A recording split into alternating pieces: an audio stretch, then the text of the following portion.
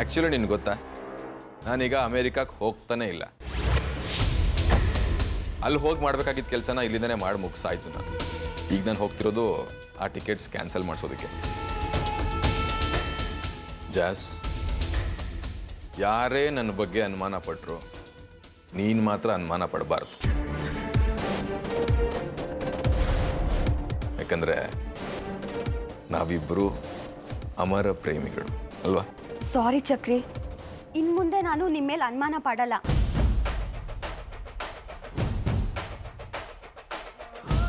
ಆಯ್ತಾ? ಅನುಮಾನ ಪಡಬೇಡ ಅಂತ ಹೇಳಿಲ್ಲ, ಆದರೆ ನಿನ್ನ ಮನಸ್ಸಿಗೆ ಅನುಮಾನ ಬಂದರೆ ಮಾತ್ರ ಅನುಮಾನ ಪಡಬೇಕು.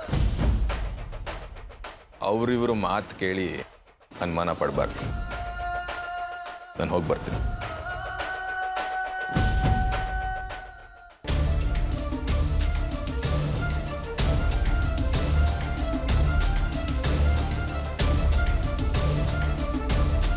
ಅಂಕಲ್, ನಿಮ್ಮ ಹತ್ರ ಹಣ ಕೇಳಿ ಜಾಸ್ಮಿನ್ ಅಕೌಂಟ್ ಹಾಕ್ಸಿ ಅಂತ ಹೇಳಿದ್ದೆ.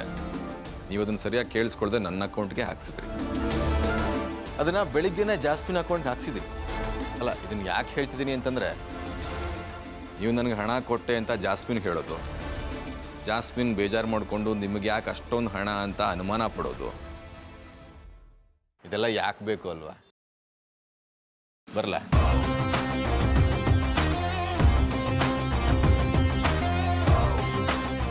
ನೋಡಿದ್ರ ಡ್ಯಾಡ್, ಚಕ್ರಿ ಎಷ್ಟು ಒಳ್ಳೆಯವರು ಅಂತ. ನಾನು ನಿಮ್ಮ ಮಾತನ್ನು ಕೇಳಿ ಸುಮ್ಮನೆ ಅವ್ರ ಮೇಲೆ ಅನುಮಾನ ಪಟ್ಟೆ. ನೋಡಿ ಡ್ಯಾಡ್, ಇನ್ನು ಮುಂದೆ ಈ ಥರ ಇಲ್ಲದೆ ಇರೋದನ್ನೆಲ್ಲ ಚಕ್ರಿ ಮೇಲೆ ಹೇಳಬೇಡಿ. ಯಾಕಂದ್ರೆ ಚಕ್ರಿ ನನ್ನ ಜೀವ.